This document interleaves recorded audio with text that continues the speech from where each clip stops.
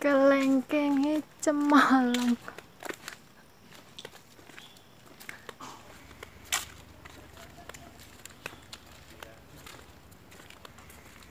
Itu nggak boleh makan lagi, diomelin lah perkara makan gitu. Terus saya pernah nyikat genteng teman-teman gitu, percaya nggak percaya tapi banyak kejadian ya. Halo, assalamualaikum warahmatullahi wabarakatuh. Ketemu lagi dengan Dian di Taiwan. Spraynya barusan tak ganti. Enek kipas kampanye nanti sudah nih. Spraynya baru tak ganti putih-putih kayak di hotel ya toh. Jadi memancarkan aura keceriaan, kekinclongan loh. Saya kan kelihatan jadi bersih gitu padahal aslinya burik buluk dan tidak karuan karena ini keringetan barusan selesai kerja. Sekarang saya mau menyepakkan apa nih, obat kok sarapan. Obatnya Simbah.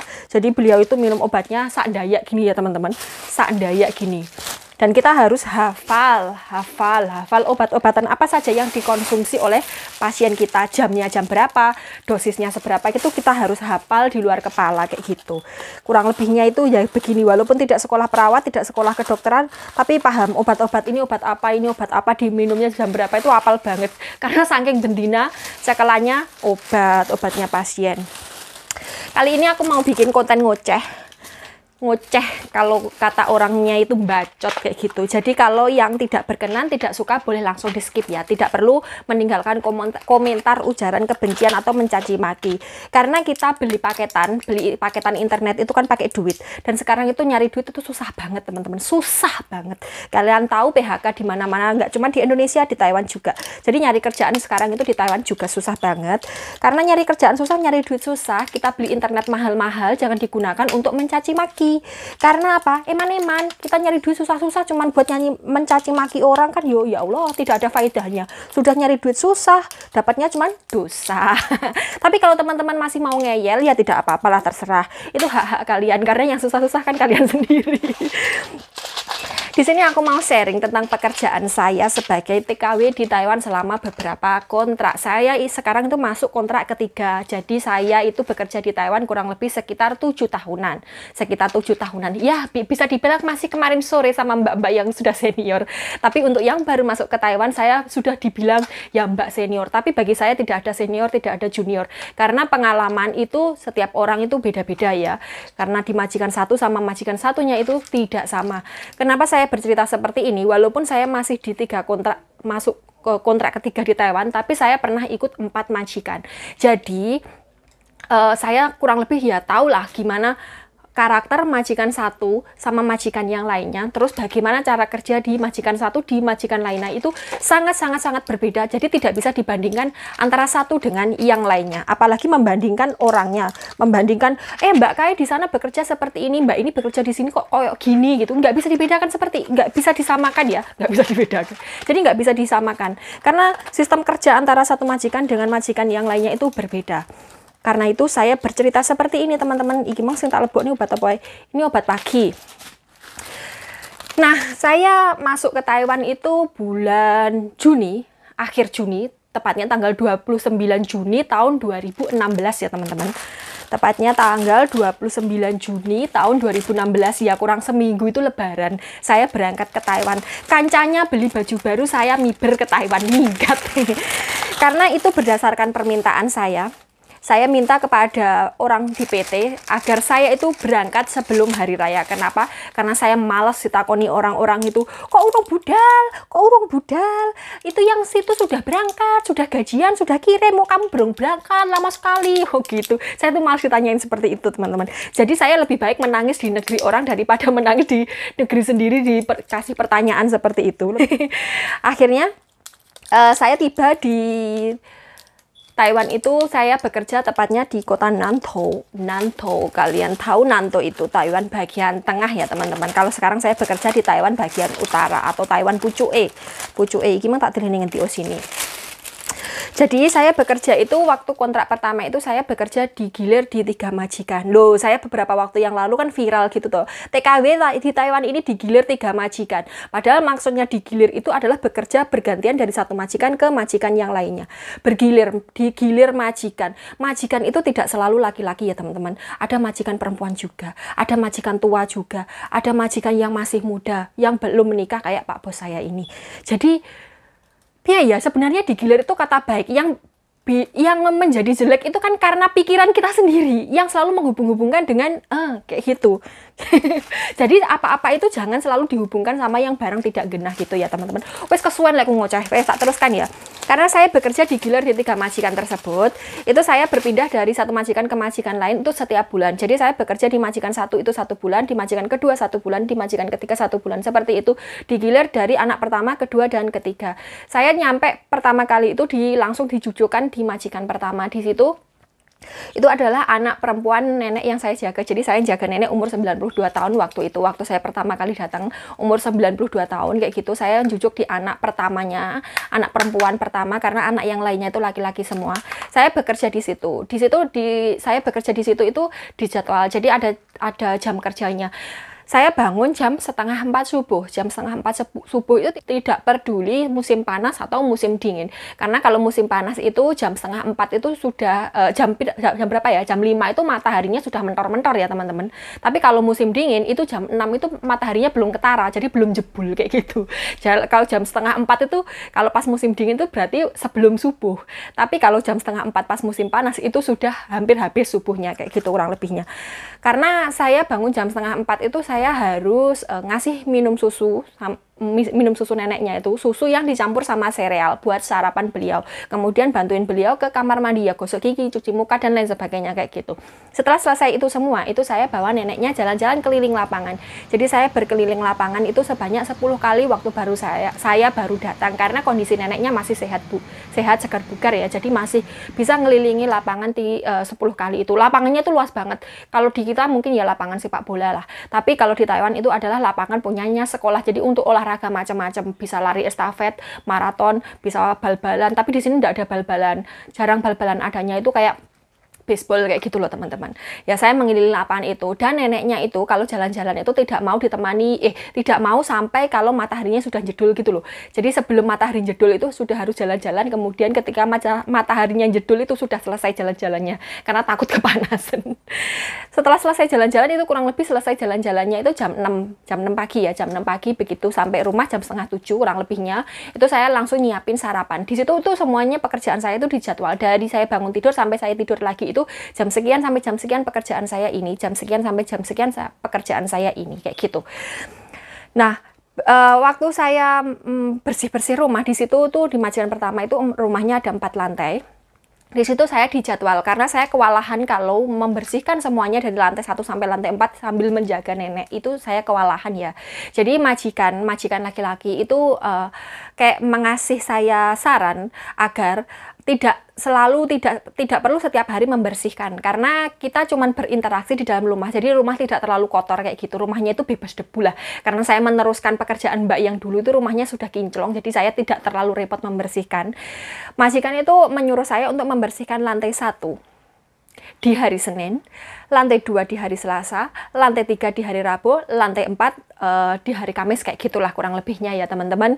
Jadi digilir kayak gitu, karena ya rumahnya itu benar-benar nggak terlalu kotor, karena ya setiap hari dibersihkan, setiap hari dilap-lap gitu, jadi debunya itu tidak mau nemplek teman-teman. Tapi di majikan yang itu harus super bersih, karena majikan cinta kebersihan di majikan yang pertama ini. Jadi walaupun saya tidak tinggal di situ, rumah pun tetap dalam keadaan bersih, tetap dalam keadaan kinclong, karena ketika saya tidak di situ, itu yang membersihkan majikan perempuan dan majikan laki-laki. Mereka bekerja sama untuk membersihkan rumahnya kayak gitu. Wes lanjut di majikan yang itu saya nggak masak cuman bantu-bantu majikan pertama. Jadi di situ tuh masaknya itu cuman ala godok-godokan gitu ya teman-teman. Masak sayur sembarang dengah sayur itu digodok dulu sebentar, direbus dulu sebentar kayak setengah mateng gitu. Kemudian ditumisnya itu lengonya itu cuman minyaknya itu cuman sak tetes gitu teman-teman. Dan garam aja bumbunya. Jadi nggak ada penyedap, nggak ada macam-macam, itu nggak pernah. Jadi cuman dibumbuin minyaknya sak cerit gitu, cuman diambon-ambon gitu, sama garamnya cuman sak cerit gitu, diambon-ambon. Karena waktu itu usia majikan saya waktu itu ya, tahun 2016 itu usia majikan saya itu 73 tahun. Laki-laki sama perempuan itu usianya sama 73 tahun. Tapi mereka masih segar, masih sehat, masih sehat segar bugar gitu loh. Nggak kayak umur 73 tahun di Indonesia yang sudah tuyuk-tuyuk, sudah nggak bisa beraktivitas. Tapi kalau di sini itu umur sekian, itu majikan saya itu masih bisa nyetir mobil, masih bisa naik motor, masih bisa nyangkul di tegalan dan macam-macam kayak gitu. Jadi saya nggak bisa masak di situ. Dan ketika saya di majikan situ, itu 1 bulan penuh itu mereka tidak masak daging B2. Jadi mereka masaknya daging itu cuman ayam sama sapi. Terus kadang-kadang ya kambing kayak gitulah. Terus kemudian di sana itu benar-benar kayak diperhatikan gini ya teman-teman. Misal saya tuh seminggu tidak boleh makan telur setiap hari. Cuman boleh makan telur itu 3 kali dalam 1 minggu. Kalau saya sudah makan 3 telur dalam 1 minggu, itu nggak boleh makan lagi. Terus kemudian saya wajib makan ikan, wajib makan daging. Jadi kalau saya tidak mau makan ikan, itu majikan cowok biasanya yang ngomel-ngomel, kamu itu masih muda, kamu itu butuh gizi-gizi gini. Kalau kamu terjian atau pilih-pilih makanan, nanti kalau kamu di usia sekian, kamu baru ngerasa. Jadi sekarang kamu harus diomelin lah perkara makan gitu. Terus kemudian kalau jam makan saya lelet, biasanya kan manut kebiasaan yang dari di Indonesia ya, saya kan baru datang di Indonesia kayak gitu. Jadi kebiasaan makan saya di Indonesia itu masih ke bawah sampai Taiwan. Kalau orang sini itu makannya misalnya makan siang jam 12, ya jam 12 tet itu harus makan. Kalau makan malam jam 6 tet itu juga harus makan. Kalau di Indonesia kan sak luwenya weteng kita ya. Kalau kita lapar jam 2 ya makan jam 2. Kalau lapar jam 10 ya makan jam 10 kayak gitu kan ya. Itu dimarahin sama majikan. Jadi makan itu tidak boleh sembarangan waktunya, harus tepat waktu. Kalau makan siang jam 12 ya jam 12 tet itu harus makan siang. Kalau makan malamnya jam sekian harus tet jam sekian, tidak boleh molor-molor. Kalaupun molor itu mungkin sekitar 1/4 jam, setengah jam, dan itu tidak boleh jadi kebiasaan kayak gitulah. Sekali 2 kali molor nggak apa-apa, tapi kalau kebiasaan tidak boleh. Itu yang biasanya ngomel-ngomel majikan cowok karena yang bawel itu majikan cowok. Jadi mereka itu memperlakukan saya itu kayak memperlakukan anak perempuannya sendiri. Jadi apa-apa kalau yang tidak benar itu benar-benar diomelin. Tidak boleh keluar malam, tidak boleh pulang telat. Saya bisa libur di majikan yang pertama ini aja ya. Jadi saya liburnya 3 bulan sekali di majikan ini, karena di majikan inilah yang bisa menggantikan saya merawat nenek ketika saya libur. Saya bisa belanja, bisa keluar juga di majikan ini, karena ya itu tadi ada yang gantiin saya jagain nenek kayak gitulah teman-teman. Jadi saya pulang libur itu maksimal jam 8. Kalau jam 8 tet belum nyampe rumah itu biasanya diteleponin. Mereka khawatir kayak, kamu di mana? Kamu nggak apa-apa kan? Kamu bisa pulang kan? Kayak gitu. Libur saya diantar sampai ke terminal bis. Pulangnya pun dijemput. Nanti kalau pulang kamu telepon ya. Kalau sudah nyampe sini kamu telepon ya. Kira-kira kalau kurang berapa menit nyampe sini kamu telepon ya. Nanti saya jemput. Seperti itu liburannya. Liburannya kalau di majikan pertama. Di majikan yang kedua itu saya tinggal di pucuk gunung teman-teman. Benar-benar di pucuk gunung, jauh dari mana-mana. Nggak ada itu 7-Eleven, Family Mart, High Mart, itu nggak ada sama sekali. Ke pasar pun harus naik mobil sekitar 15-20 menitan, kurang lebihnya sekitar segitu ya, karena memang berada di gunung. Majikan kedua saya ini adalah pensiunan Pak D. Terus istrinya itu juga bekerja kantoran, tapi saya kurang tahu pekerja apa, dan mereka sudah pensiun semua. Waktu itu usianya juga hampir 70 tahun. Kalau tidak salah 68 atau 69 tahun. Tapi mereka masih oke semua tenaganya, masih sehat, segar, bugar kayak orang usia 40-50 tahunan kalau di Indonesia kayak gitu. Dan di majikan situ itu saya full bersih-bersih teman-teman, hampir-hampir nggak jaga nenek, karena nenek saya itu keluar cuman buat jalan-jalan pagi sama sore, jalan-jalannya 2 kali ya. Di majikan 1, 2, 3 itu jalan-jalannya 2 kali, tetap mengelilingi lapangan. Cuman kalau di majikan kedua ini jalan-jalannya mengelilingi lapangan itu cuman pagi hari. Kalau sore itu saya ngantar nenek ke tempat sembahyangan. Kalau di sini bilangnya di miau gitu, ke miau gitu untuk sembahyang kayak gitu. Setelah selesai sembahyang main ke rumah temannya nenek. Nah di sini saya punya teman Indonesia, karena temannya nenek saya itu juga mempekerjakan TKW dari Indonesia. Saya punya teman juga cuman di situ, di gunung gitu. Terus kemudian ketika saya mau pindahan ke majikan yang kedua itu saya tuh selalu belanja sembarang-barang, pokoknya mie lah, sembarang lah, pokoknya intinya segala kebutuhan saya untuk 1 bulan ke depan itu saya nyetok, karena kan saya nggak bisa kemana-mana ya, dan saya mau nitip juga, nitip siapa, karena di situ kan ya pada gitu, cuman teman ya cuman 1-2, dan mereka juga nggak pergi kemana-mana, jadi ya wes ya sedia payung sebelum kudanan kayak gitu. Nah, di majikan yang kedua itu saya full bersih-bersih karena ketika saya tidak ada di situ, 2 bulan saya tidak ke situ, itu majikan biasanya piknik traveling ke luar negeri ya, ke Jepang, ya ke Cina atau ke tempat anaknya begitu. Majikan kan sudah pensiun dan kebetulan anaknya itu semuanya dokter, jadi berduit kayak gitu. Jadi mereka membiayai orang tuanya untuk dulan-dulan kayak gitulah. Jadi rumah tuh selama 2 bulan itu sering kosongnya. Kayak gitu kan ya, kalau rumah kosong nggak ditempati kan ya bleduknya datang semua ya. Nah, di situ tuh saya membersihkan rumah wis, pokoknya kalau di situ tuh kerjaan kayak nggak ada lerenya teman-teman, kayak ngos-ngosan gitu. Ya nyikat kan pagernya mubeng gitu, pagernya rumah itu pagernya mubeng. Rumahnya tuh paling luas itu rumah di majikan kedua ini, paling gede karena yang paling kaya itu majikan yang ini.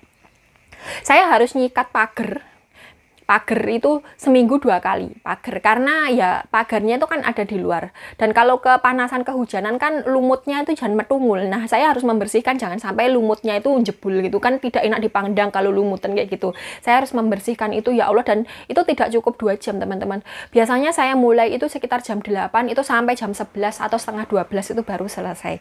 Nah, tapi di sini ini yang masak majikan perempuan, jadi saya kalau pas membersihkan menyikat itu tembok-tembok itu saya tidak bantuin memasak karena yang masak majikan cewek. Majikan cewek di sini tuh masaknya pinter banget, sembarang bumbu nyemplung gitu. Jadi masakan itu lebih berasa daripada di majikan yang pertama. Ini sudah beda ya, di majikan yang pertama sama kedua ini sudah beda dari makanannya, cara memasaknya kayak itu udah beda. Terus kemudian cara bersih-bersihnya pun beda. Kalau di majikan yang pertama itu saya digantiin, misal saya bersih-bersih itu saya dibantuin jaga. Kalau di majikan yang kedua tidak. Jadi kalau saya bersih-bersih, majikan masak, simbahnya nonton TV, simbahnya nyenuk sedinoblek nonton TV kayak gitu loh, sinetron Taiwan kayak gitu. Itu selain itu saya juga setiap hari harus membersihkan lantai satu itu setiap hari dibersihkan, nggak kayak di majikan yang pertama itu digilir Senin Selasa Rabu Kamis Jumat gitu, nggak. Tapi di majikan kedua ini lantai 1 itu wajib setiap hari dibersihkan, dilap, disapu, dipel kayak gitu teman-teman. Terus kemudian selain nyikat pagar tadi, saya juga harus nyikat halaman. Jadi halamannya itu ada keramiknya. Nah, itu kalau kepanasan kehujanan seperti yang tak bilang tadi, itu tumbuh lumutnya ya. Tumbuh lumutnya itu kan lunyu. Jadi kalau pas basah itu kan lunyu, bisa meleseni gitu. Itu juga harus disikat. Jadi biar tidak ada orang kepleset di situ, apalagi mbahnya. Karena kalau jaga orang tuanya sampai kepleset, sampai jatuh itu wah bahaya banget teman-teman.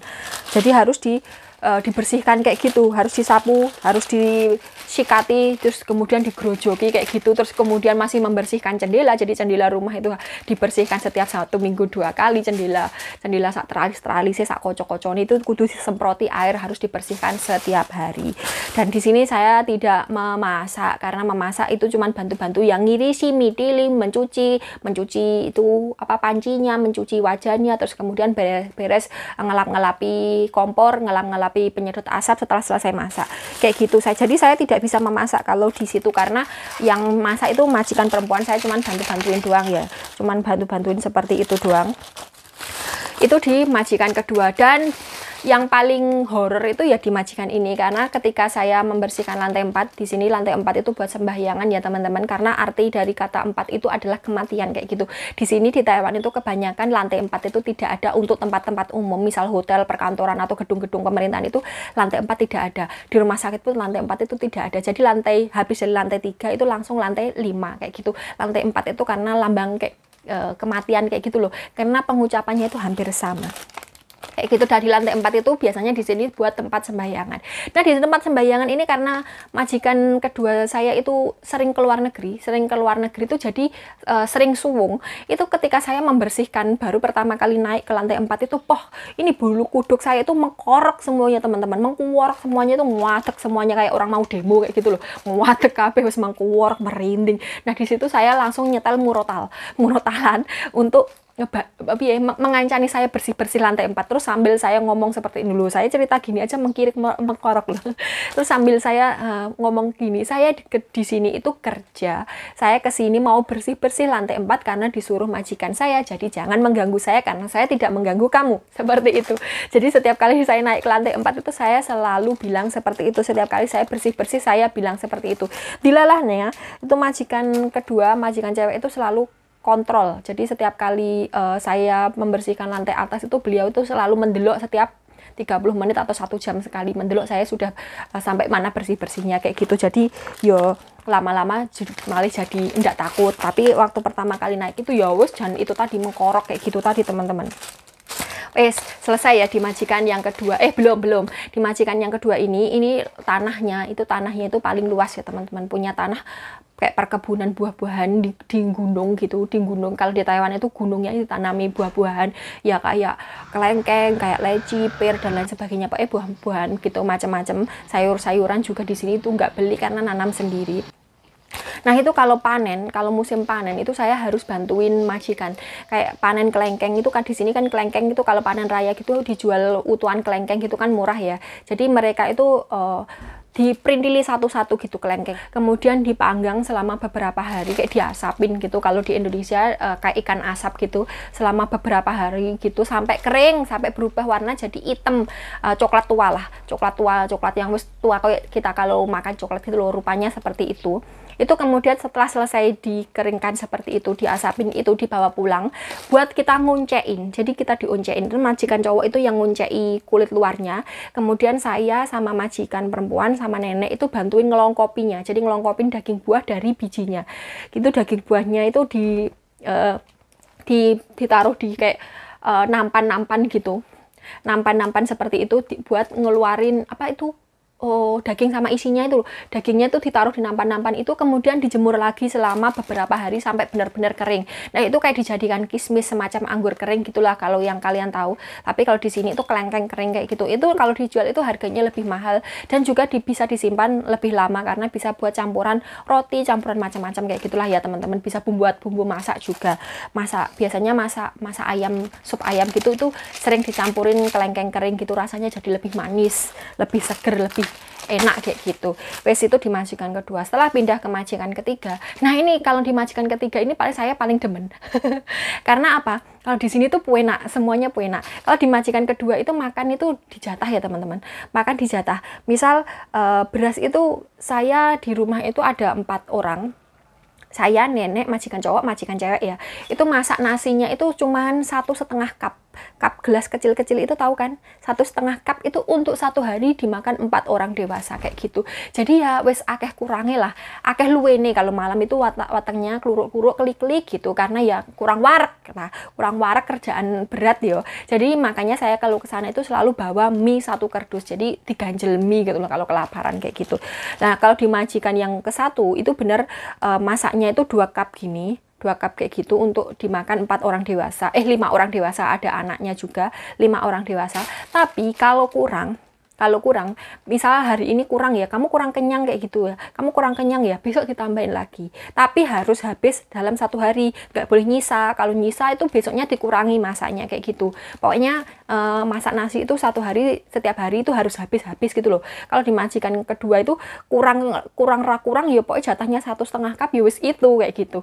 Nah di majikan yang ketiga ini masaknya itu selalu dilebih-lebihkan. Misal kalau di majikan pertama itu 2 cup ya, di majikan kedua 1,5 cup, di majikan ketiga wes masak sing okeh karena di situ ada 5 orang dewasa, saya, nenek, majikan laki, majikan perempuan dan anak laki-lakinya majikan.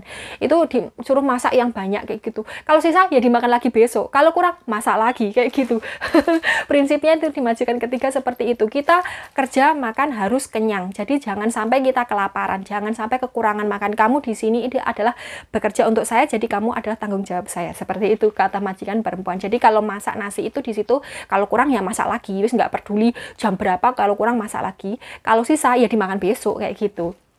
Dan di situ masak sayur juga saya yang masak karena majikan perempuan tidak bisa masak, jadi saya masak saisonya saya ngikutin cara masak di majikan pertama karena di majikan ketiga ini bumbu ya tidak patek lengkap karena majikan ketiga ya tidak tahu masak kayak gitu karena beliau bekerja dari muda sampai usia tua. Waktu itu usianya 65 tahun sampai usia tua itu kerja terus, jadi kayak nggak ngerti cara masak kayak gimana.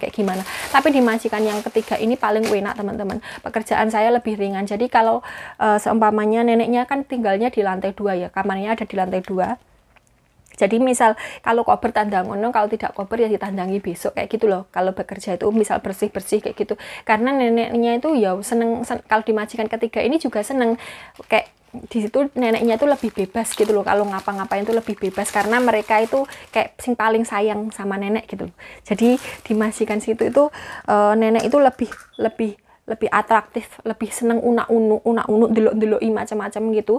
Nah, karena naik turun tangga itu berbahaya, jadi saya harus selalu mendampingin beliau kayak gitu. Makanya majikan perempuan itu selalu bilang kalau di sini itu koper ditandangi, ndak koper ditandangi besok kayak gitu.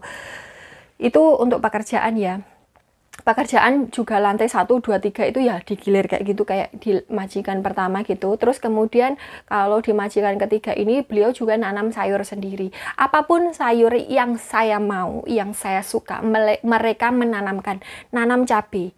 Karena mereka tahu kalau saya itu suka pedas, jadi cabai itu ditanamkan. Kayak ditanamkan biar tidak bolak-balik beli loh.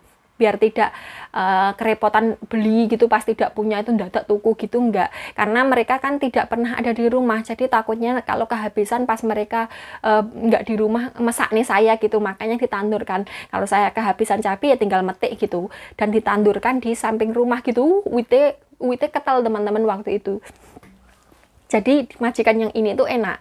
Terus kemudian beliau itu juga tahu kalau saya suka jantung pisang. Jadi ketika pisangnya sudah tidak maksudnya wis entek buai gitu, itu kan dibuang ya jantung pisangnya. Itu yang pisang Raja Kawak itu dibawa pulang, dikasihkan ke saya buat saya masak kayak gitu. Terus saya suka nangka muda. Itu karena majikan tidak menanam nangka, jadi beliau menggolekkan di tempat temannya kayak gitu. Pokoknya sembarang sayur yang saya suka itu ditanamkan. Kacang panjang, kecipir dan lain sebagainya itu ditanamkan. Jadi kayak saya itu tidak usah, biar mereka itu tidak usah beli-beli, tinggal petik-petik, toh mereka juga doyan kayak gitu makan sayur yang sama yang saya makan, cuman tidak dikasih cabai kayak gitu aja. Nah, itu di 1, 2, 3 majikan itu sudah berbeda ya teman-teman. Dari satu majikan ke majikan lainnya itu sudah berbeda. Dari situ saya belajar bahwa kita tidak bisa membandingkan antara satu orang dengan satu orang lainnya, karena kita tidak pernah tahu apa yang diinjak orang itu di dalam sepatunya. Ukuran sepatu saja berbeda, kenapa harus membandingkan orang satu dengan orang lainnya? Jadi kita tidak bisa membandingkan diri kita dengan orang lain, karena beban hidup kita berbeda, tanggungan kita berbeda, beban yang kita pikul juga berbeda, dan rezeki tiap orang juga berbeda. Dari sini saya belajar bahwa kita sama sekali tidak boleh membandingkan apa yang kita dapat, apa yang kita lalui, apa yang kita jalani dengan orang lain kayak gitu. Di situ tuh saya belajar banyak banget. Terus pekerjaan di Taiwan itu juga bukan cuma jaga lansia ya, ada job tasau. Tasau itu bersih-bersih, jadi pekerjaannya cuma bersih-bersih. Biasanya bersih-bersih villa, rumah, apartemen, kantor atau apapun itu pekerjaannya. Jadi pekerjaannya khusus cuma bersih-bersih doang, dan itu juga nggak mudah teman-teman. Jadi dari bangun pagi sampai menjelang malam mau tidur itu baru istirahat kayak gitu. Istirahatnya memang kalau malam nggak bangun-bangun, nggak bolak-balik bangun gitu loh, maksudnya buat ngelihatin pasien gitu, tidurnya tidur kayak gitu. Cuman kalau pas kerja ya emang berat banget, ibaratnya genteng saja disikat, lampu-lampu yang di atas, lampu yang bergelantungan itu juga didilati, ibaratnya seperti itu. Karena saya pernah nyikat genteng teman-teman, genteng bukan genteng sih, kayak kanopi gitu loh. Kanopi itu setiap beberapa hari sekali itu disikat, dikerucuki banyu, kemudian disikat kayak gitu biar tidak lumutan juga kayak gitu.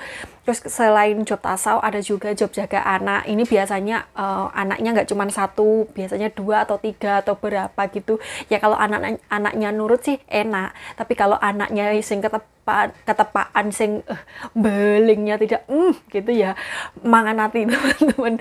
Mau dijiwit kok anaknya uang, tidak dijiwit itu kok gregetan kayak gitu ya.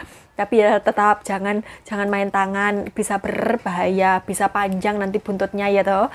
Terus kemudian selain job jaga anak, job tasau itu juga ada yang berkebun. Jadi ada yang tinggalnya itu di gunung atau di desa kayak gitu, terus pasien yang dirawat itu masih sehat, jadi bantu-bantu di kebun kayak gitu, di ladang kayak gitu, panen sayur atau apa kayak gitu, itu juga ada.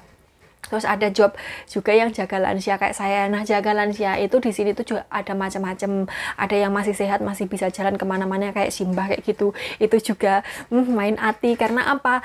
Karena kita nggak bisa ngerjain pekerjaan yang lainnya. Jadi kalau pasiennya aktif kayak Simbah itu seneng uyar-uyur, seneng ucul-uculan, seneng kesana kemari itu kan tidak negakan ya, ditinggal sendirian gitu, tidak negakan karena takut jatuh, takut kepleset dan lain sebagainya. Karena kalau jatuh, kalau kepleset itu akibatnya fatal banget, jadi harus ngetutkan kemana-mana, akhirnya rumahnya itu kayak alas gongliwang-liwang seperti yang teman-teman lihat. Jadi karena saya dari pagi sampai ketemu pagi lagi itu wes sing tak open mbahnya itu yang jadi prioritas gitu. Delalah majikan yo wes ndak terlalu menuntut bersih banget, yang penting yo layak ditempati manusia kayak gitu aja. Yang penting alat makannya itu bersih, lantai bersih, cuman ya nggak bisa merapikan barang-barang mati cepepres ya, memang seperti itu, memang piye yo barangnya oke tapi barangnya banyak tapi tempatnya ndak ada kayak gitu loh teman-teman. Akhirnya ya akeh sing nyepumprus di luar, terus kemudian juga mbahnya tuh kadang-kadang sering goleki barang-barang lama kayak gitu. Kalau tak simpan, tak rapikan di lantai 3, gudangnya di lantai 3 ya, itu biasanya itu sebentar-sebentar suruh ngambilin. Jadi daripada saya oyang-oyang naik turun tangga ya ngusungi barang abot-abot, akhirnya tak taruh di lantai 1 aja kayak gitu. Nah itu pasien yang sehat dan masih aktif. Ada juga yang pasiennya lumpuh. Nah pasiennya lumpuh ini ya susah teman-teman, soalnya apa, ini setiap 2 jam sekali itu harus balik badan ya, miring ngiwo, terus kemudian melumah, terus kemudian miring nengen kayak gitu. Pokoknya setiap 2 jam sekali ya, yang jelas itu setiap 2 jam sekali itu harus dibalik badan. Kalau nggak gitu ya ininya yang kalah, biasanya punggung, boyok atau bokongnya ini bisa luka karena terlalu lama nggak ada gerakan piye yo, lembab gitu loh teman-teman, lembab akhirnya timbul luka. Nah kalau luka itu biasanya sembuhnya lama. Nah ini malah merepotkan kalau sampai ada lukanya, itu repot sekali. Karena saya punya teman yang ngerawat orang tua kayak gitu ya, yang lumpuh sama sekali nggak bisa gerak gitu ya, itu repot. Apalagi yang kalau ada sedot dahaknya, jadi kan nggak bisa mengeluarkan dahak, akhirnya disedot pakai mesin kayak gitu. Terus makan minumnya lewat PW-kuan atau selang sonde itu. Terus ada yang pakai kateter gitu. Terus ada yang wes pokoknya reno-reno lah kalau pasien lumpuh itu. Tapi kelebihannya, enaknya itu pinter nyekel peralatan-peralatan medis itu pinter kayak gitu, enaknya itu. Terus kalau pasiennya lumpuh separuh nggak bisa kemana-mana tapi bagian badan yang atas gini itu masih sehat, ini yo susah teman-teman. Karena kalau ketepaan dapat pasien yang cerewet, yang bawel, yang kadang mulutnya jahat itu ndak edan saja sudah syukur. Ya wes pokoknya pekerjaan di Taiwan itu macam-macam. Mitosnya kalau saya dulu waktu di PT itu, percaya nggak percaya tapi banyak kejadian ya, mitosnya bagaimana majikan kita itu tergantung kayak perbuatan kita gitu loh. Kalau yang di PT suka cari muka, yus watake lagiane orang Indonesia itu kan kayak gitu ya. Ya saya orang Indonesia loh, tapi yang nggak merasa ya jangan nesu ya. Tapi banyak yang seperti ini, suka cari muka, terus suka menjelek-jelekkan temannya, terus suka menjilat gitu loh. Itu banyak banget tuh waktu di PT itu. Kayak kalau di depan gurunya itu kayak seragap, kayak pinter banget, terus akhirnya menjelekkan kancanya. Biasanya orang yang seperti ini nanti di negara tujuan itu dapat majikan yang amit-amit, pokoknya ya embuh jahat, embuh bawel, embuh gitu, pokoknya gini-gini, pokoknya nggak penak lah dapat majikan yang nggak banget gitu pokoknya. Biasanya di negara tujuan seperti itu, dan banyak yang nggak bertahan lama biasanya seperti itu. Maksudnya nggak bertahan lama ki yo embuh ki diulehkan majikannya, yo embuh kabur, yo embuh pindah atau bagaimana, biasanya seperti itu. Percaya nggak percaya sih, namanya juga mitos toh, tapi banyak kejadian. Kalau teman-teman yang di PT dulu ada cerita kayak gitu, mungkin Nita ini teman-temannya, karena teman-teman saya yang kayak gitu itu nyampe Taiwan itu ya wis ngono kae. Oleh majikan ya wis begitulah. Alhamdulillah saya 3 kali kontrak ya. Kontrak pertama, kedua, dan ini ketiga. Itu alhamdulillah majikan saya baik. Namanya juga majikan piye yo. Namanya juga ikut orang itu ya ada plus minusnya, tapi lebih banyak plusnya. Kalau di saya alhamdulillah ibadah lancar. Maksudnya diperbolehkan sholat, diperbolehkan berpuasa dan lain sebagainya. Baik di majikan saya yang dulu maupun di majikannya saya yang sekarang itu bebas ibadah, dan mereka sangat mentoleransi saya. Maksudnya pakai mukena dan lain sebagainya itu nggak pernah gini. Terus waktu wudhu juga itu nggak pernah ngomentarin, karena kebanyakan kalau orang sini itu penggunaan air itu dihemat-hemat ya, karena air ya mahal katanya di sini tuh seperti itu. Alhamdulillah majikan saya kedua-duanya, baik yang pertama saya dulu maupun yang sekarang, itu memperbolehkan sholat. Wes pokoknya intinya kalau ikut orang itu ada plus minusnya, ada tata caranya sendiri dari satu rumah ke rumah yang lainnya, walaupun bersaudara itu tidak sama. Jadi kita tidak bisa membandingkan, ya kita hanya bisa mempelajari, oh ya itu di majikan yang sana itu kerjanya seperti ini, oh ini di majikan yang ini kerjanya seperti ini, oh itu di majikan yang itu kerjanya seperti itu. Jadi kita cuma bisa mengambil sisi positif dan sisi negatifnya saja. Yang positif diambil, yang negatif dibuang, kayak gitu ya teman-teman kurang lebihnya.